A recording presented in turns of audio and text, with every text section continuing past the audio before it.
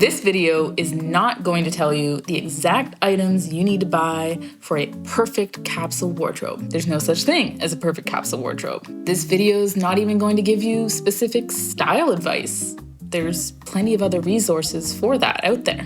What this video is going to do is show you how to tune out all the noise and all the chaos so you can uncover your own style and what you really like. There's no set number of items you need to have in a capsule wardrobe. The basic rule is that everything, or almost everything, goes together, and it's designed for your real life. In order to start that journey to building your dream capsule wardrobe, there are 4 key steps. Step 1 is the detox.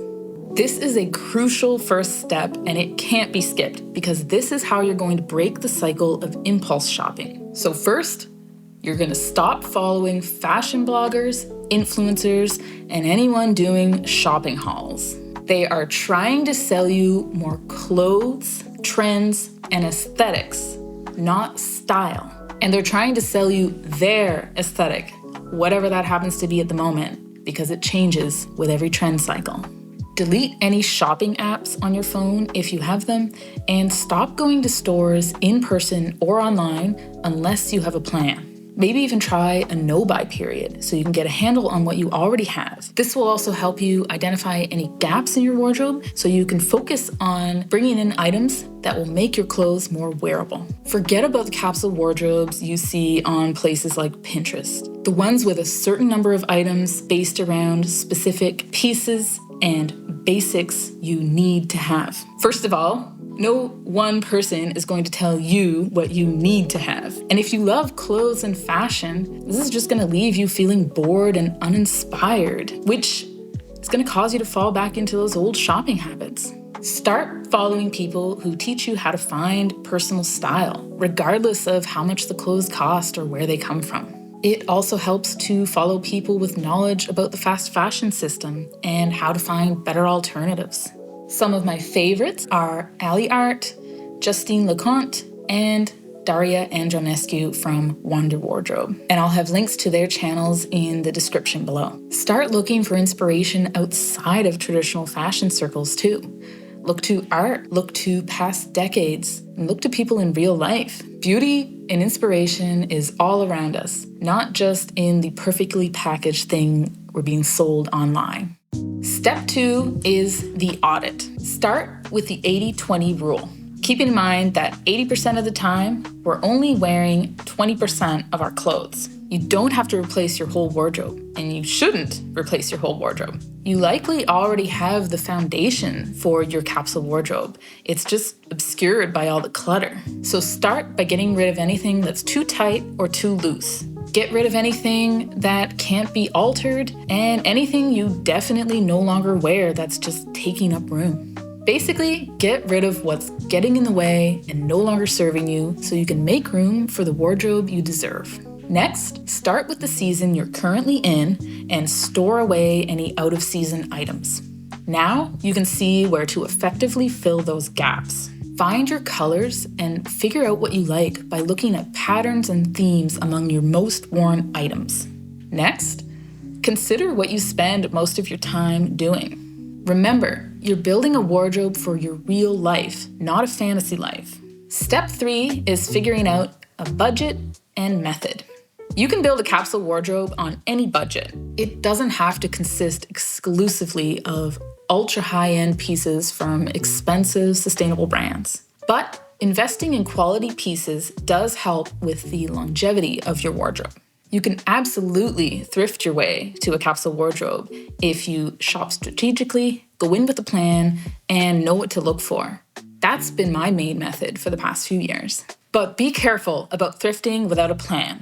Thrifting too much without a plan can become chaotic, and you'll be right back in the same predicament you were with fast fashion. To be honest, I just can't be trusted on my own, so I stick to my plan, which is just a general list of the styles, colors, types of items I'm looking for in both current and future seasons.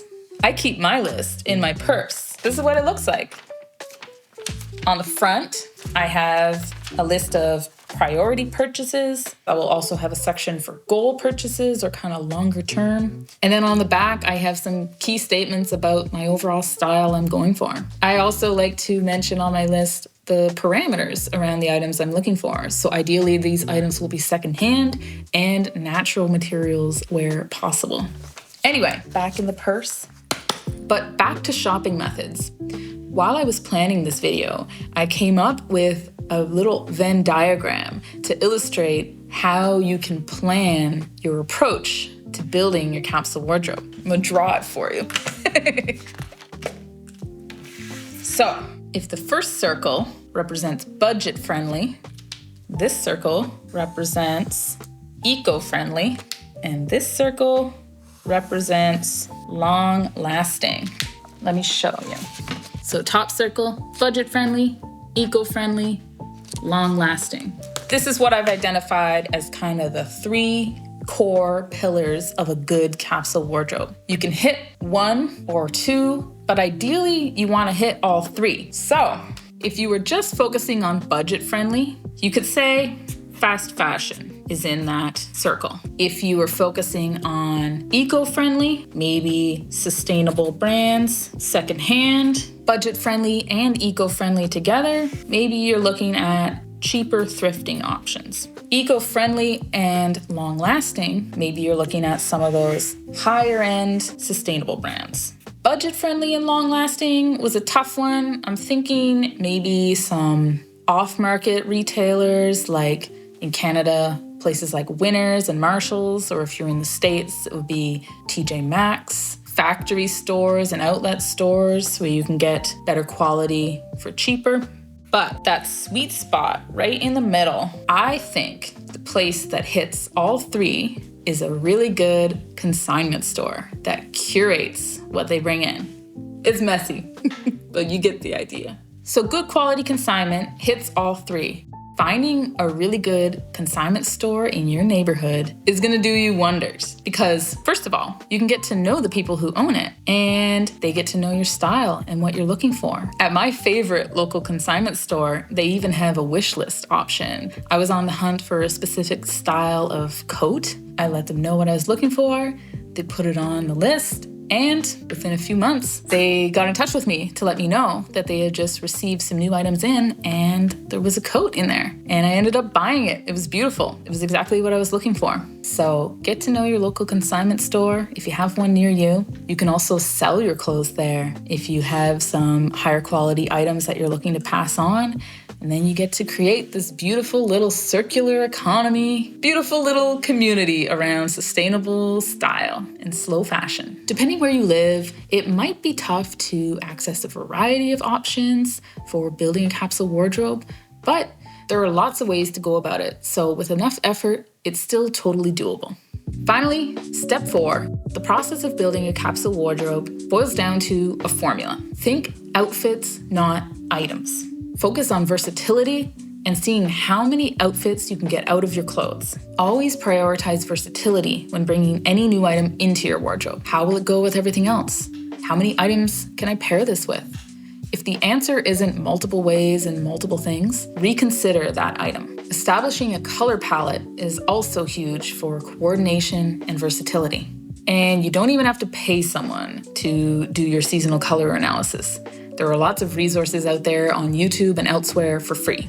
You don't even have to follow a strict seasonal color palette. According to seasonal color analysis, I'm closer to a true spring, but I switch my color palette up depending on the season. I find it more fun that way, and there's still a general theme. I'm still sticking within a certain tone of a color palette. And speaking of seasons, seasonal wardrobe rotations will help you keep things organized and keep you from getting bored. You'll look forward to bringing out those clothes you stored away and planning for the next season. This gives your clothes a rest too, as you switch them out, and keeps things interesting so you're less apt to buy new things every season. You'll appreciate what you already have so much more. Building a capsule wardrobe is always a work in progress. It won't be perfect right away, and you'll definitely make mistakes and learn as you go.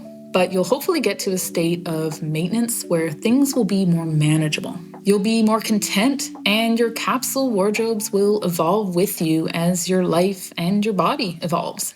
All right, that's it. Thanks for watching. This is the second part of a 2-part series on capsule wardrobes. You can check out the first one, which is 6 reasons for building a capsule wardrobe this year. Feel free to check out some of my other seasonal capsule wardrobe videos. I'll link some of those in the description below. If you liked this video, please give it a thumbs up and leave me a comment letting me know if you're building a capsule wardrobe this year, or maybe you've already built one and you have some tips of your own to share. If you want to see more of this type of content, don't forget to subscribe. I make videos about creative and sustainable style, and I also like to talk about minimalism and intentional living. I hope to see you back here soon.